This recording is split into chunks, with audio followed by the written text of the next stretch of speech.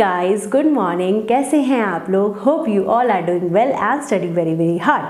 आज की जो हम क्लास स्टार्ट करने वाले हैं ना, वो स्टार्ट हो गई क्वेश्चंस के साथ। ये 3 क्वेश्चंस देखो, अगर आपने मेरी इनर्ट पेयर इफेक्ट जो केमिकल बॉन्डिंग में है वो क्लास देखी है, बुरेट्स देखे हैं, तो आप इन तीनों क्वेश्चंस को ना बहुत अच्छे तरीके से कर लोगे।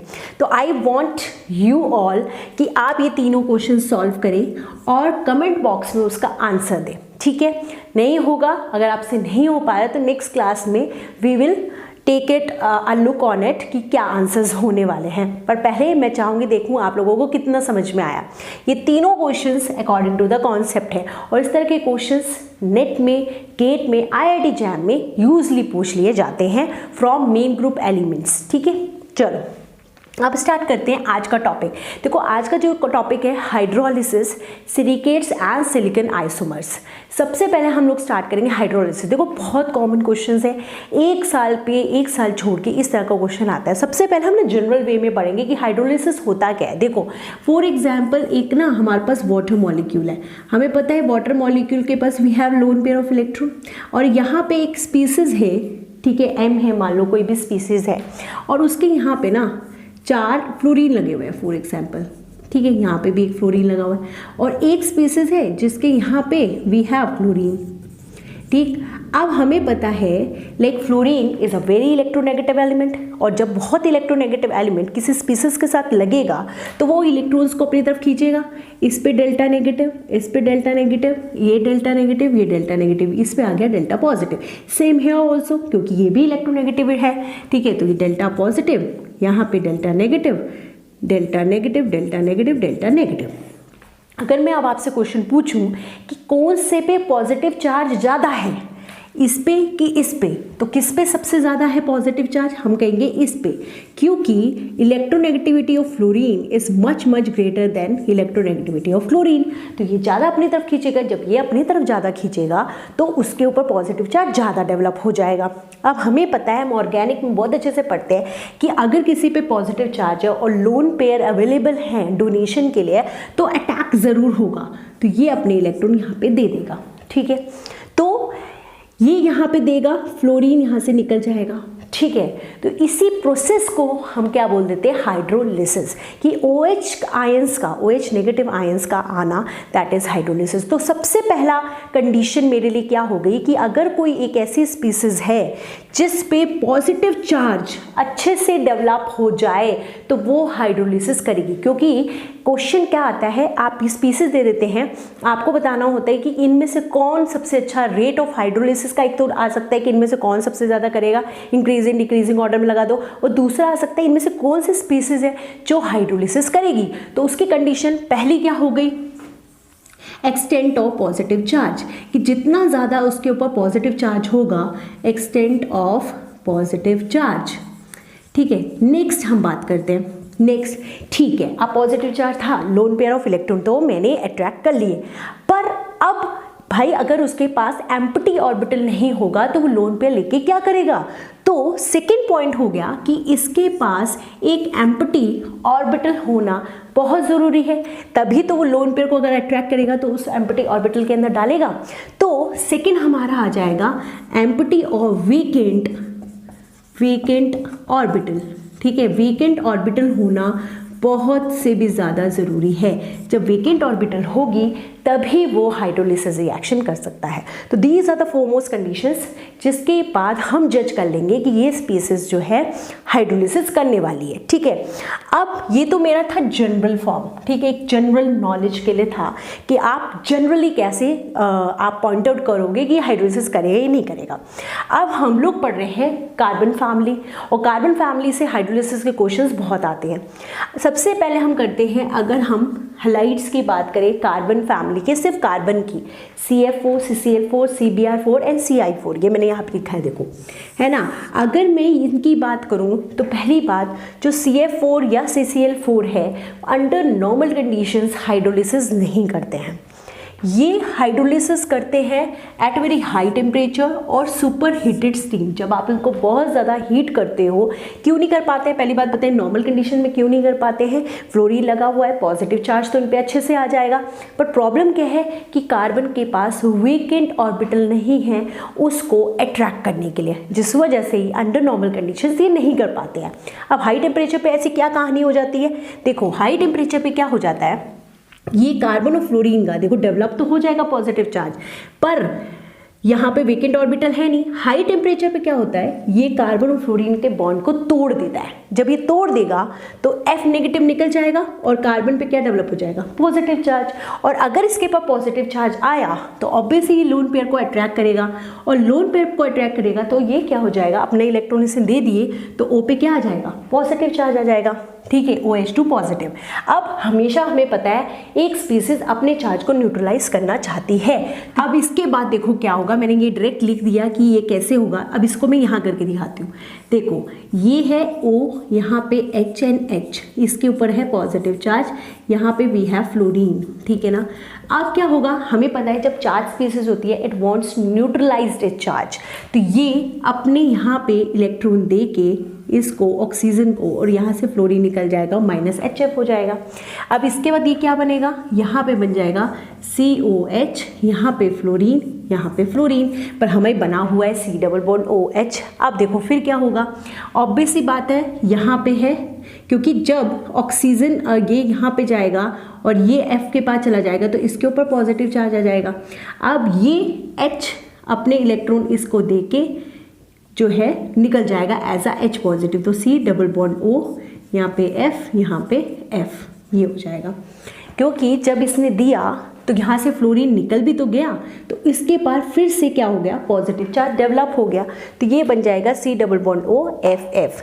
अब मान लो अगर यहाँ पे एक्सेस वाटर नहीं होता तब तो यही प्रोडक्ट होता, पर अगर इसमें बहुत सारा पानी डाला हुआ है तो ये क्या बन जाएगा, C डबल बॉन्ड O। इसी तरीके से मतलब क्या होगा, वाटर जो है इस पे अटैक करेगा, फिर ये यहाँ पे चला जाएगा, ठीक है, फिर यहाँ से फ्लोरीन निकल जाएगा, OH आ जाएगा, यहाँ पे एक और OH आ जाएगा। तो इस तरीके से रिएक्शन मूव ऑन करती जाएगी और ये हमारा प्रोडक्ट होगा।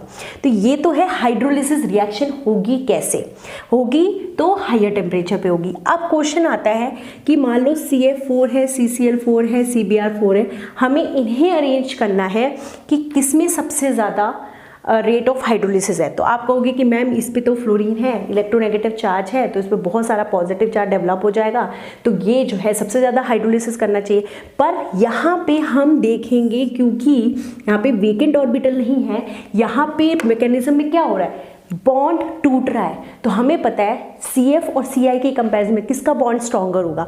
ऑब्वियसली C भी छोटा है, F भी छोटा है, 2p की ओवरलैपिंग ज़्यादा होगी कि लास्ट में जाके 2p और 5p की ओवरलैपिंग ज़्यादा होगी, ऑब्वियसली 2p की होगी, तो इसकी ओवरलैपिंग होगी ज़्यादा, तो ये होंगे बॉन्ड बहुत ज़्यादा स्ट्रॉन्गली बाउंड, तो इसको तोड़ना बहुत मुश्किल होगा, और जब इसको तोड़ना बहुत मुश्किल होगा तो इसकी हाइड्रोलिसिस का रेट बहुत कम होगा। ये क्वेश्चन बहुत आता है, तो इसका आंसर हो जाएगा ये, मतलब इसका रेट ऑफ हाइड्रोलिसिस ज़्यादा होगा एज कम्पेयर टू दिस के इसके, ठीक है। अब आते हैं, ये तो कार्बन में मैंने देख लिया कार्बन के हैलाइड्स। अगर मान लो सिलिकॉन के हैलाइड्स हैं, ठीक है, तो इनमें कैसे रेट ऑफ रिएक्शन को हम डिटरमाइन करेंगे, क्योंकि हर बार हर में कॉन्सेप्ट एक जैसा नहीं लगता। अब जैसे सिलिकॉन SiF4 है, ये है, ठीक है, ये हमको दे रखा है। इसमें देखो पहले देखते हैं मैकेनिज्म कैसे होगा। देखो हमें पता है सिलिकॉन कार्बन के नीचे आता है, अब इनमें वेकेंट d ऑर्बिटल आ जाती है, इसमें ब्रेकिंग वाला प्रोसेस नहीं होगा, यहाँ पे we have vacant d orbital, तो होगा क्या, ये अपने लोन पेयर ऑफ इलेक्ट्रॉन बहुत ईजिली से इसको डोनेट कर देगा। जब ये इसको lone pair of electron donate कर देगा तो इस पे OH2 पॉजिटिव चार्ज आ जाएगा। जब इस पे OH2 पॉजिटिव चार्ज आ जाएगा, यहाँ पे एक Cl और लगेगा, ठीक है ना।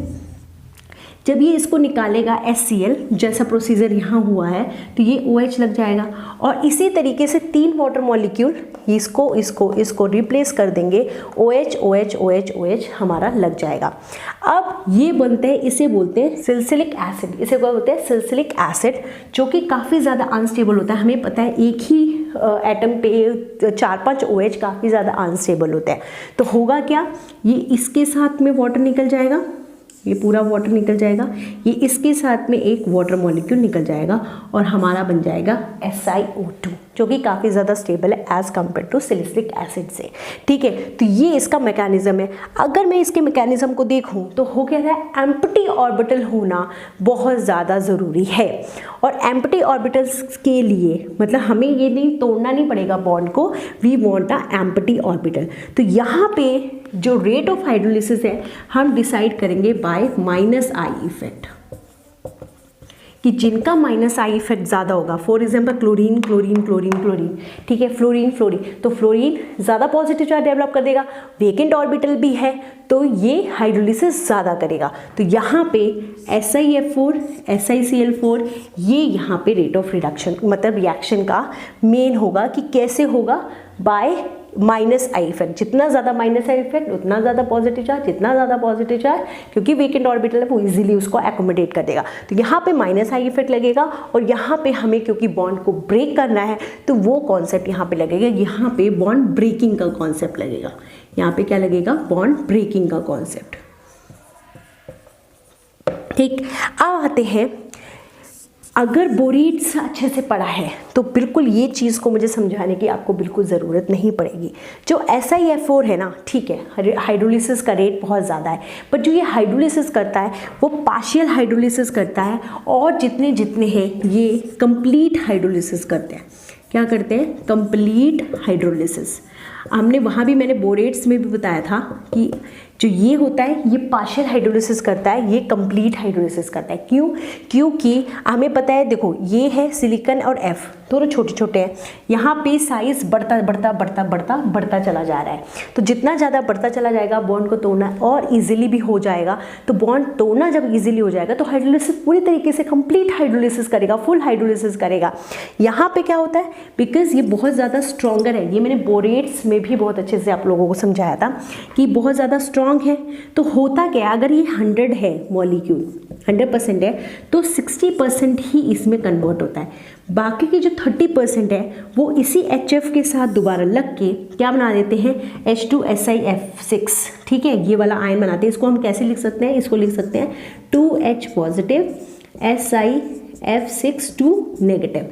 ठीक है, और मैंने ये बताया था क्योंकि ये भी स्मॉलर है, ये भी स्मॉलर है, इनकी बॉन्डिंग बहुत ज़्यादा स्ट्रॉन्ग होती है। एक स्मॉलर कैटायन की स्मॉलर एनायन के साथ जो बॉन्डिंग है वो काफ़ी ज़्यादा स्ट्रॉन्ग होगी। तो जब ज़्यादा स्ट्रॉन्ग होगी तो X बना है पॉजिटिव और नेगेटिव आयन का, तो ये काफ़ी ज़्यादा स्टेबल और स्ट्रॉन्ग बनता है इन केस ऑफ SiF4, जिसकी वजह से ये पार्शियल हाइड्रोलिसिस करता है। यही बोरेट्स में भी यही था, जैसे जैसे नीचे जा रहे थे साइज बढ़ता चला जाता, डिफरेंट होता चला जाता, तो वो अनस्टेबल था।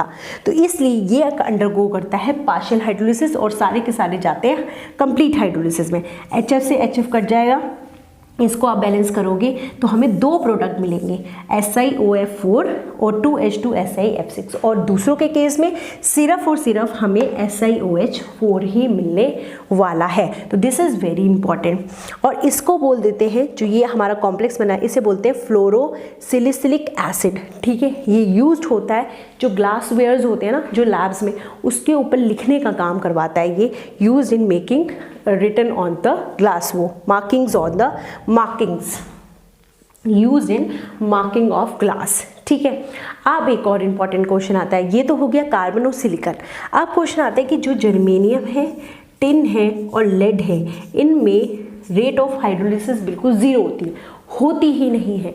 क्यों नहीं होती है, क्योंकि देखो जर्मेनियम, टिन, लेड, जैसे जैसे हम नीचे जा रहे हैं रेट ऑफ हाइड्रोलिसिस घटता चला जाता है, मतलब होता ही नहीं है। जर्मेनियम, टिन, लेड में रेट ऑफ हाइड्रोलिसिस मतलब हाइड्रोलिसिस होता ही नहीं है। आप पूछेंगे क्यों, क्योंकि देखो जैसे जैसे नीचे जा रहे साइज बढ़ता जा रहा है। कार्बन मान लो इतना सा था, ठीक है, जर्मेनियम था इतना। मैंने बताया कि हाइड्रोलिसिस किसके ऊपर डिपेंड करता है, एक्सटेंट ऑफ पॉजिटिव चार्ज, कि उसके ऊपर कितना पॉजिटिव चार्ज डेवलप हो रहा है। ठीक है, अब इसके ऊपर मान लो इतना पॉजिटिव चार्ज डेवलप हुआ, यहाँ पे भी वही पॉजिटिव चार्ज डेवलप हुआ। मान लो यहाँ पे कितने किए 6, तो यहाँ पे भी मैंने 6 कर दिए। ठीक है, तो अब यहाँ पे क्या है, थोड़ा ज़्यादा कर दिया चलो ये। अब यहाँ पे सरफेस एरिया बढ़ गया, चार्ज तो 6 ही है पर सरफेस एरिया बढ़ गया, तो वो उतना ज़्यादा मतलब चार्ज उसके ऊपर नहीं होते। यहाँ पे हम बोल सकते चार्ज डेंसिटी उतनी ज़्यादा स्ट्रॉन्गर नहीं है जितनी कि कार्बन में है। और जब चार्ज डेंसिटी ज़्यादा नहीं होगी, पॉजिटिव चार्ज नहीं होगा उतना ज़्यादा, तो वो इलेक्ट्रॉन को अपनी तरफ अट्रैक्ट ही नहीं करेगा। और जब वो इलेक्ट्रॉन को अपनी तरफ अट्रैक्ट नहीं करेगा, जो कि फर्स्ट स्टेप है हाइड्रोलिसिस का, तो वो कैसे हाइड्रोलिसिस करेगा? तो यही बात है कि अब कार्बन और जर्मेनियम में ये क्यों नहीं करता हाइड्रोलिसिस, क्योंकि सरफेस एरिया है बहुत ज़्यादा, तो चार्ज उतना ज़्यादा उसके ऊपर डेवलप नहीं हो पाता जितना कि कार्बन के ऊपर हो जाता है। तो इसलिए इसमें हाइड्रोलिसिस का रेट काफ़ी ज़्यादा स्लो है एज़ कम्पेयर टू दिस, तो ये हाइड्रोलिसिस नहीं करता है। ठीक है, तो guys this is about the hydrolysis of carbon family. ठीक है, this is a very important topic क्योंकि इसमें से क्वेश्चंस आते हैं। गाइज नेक्स्ट क्लास में हम लोग मिलते हैं with silicates and silicon isomers.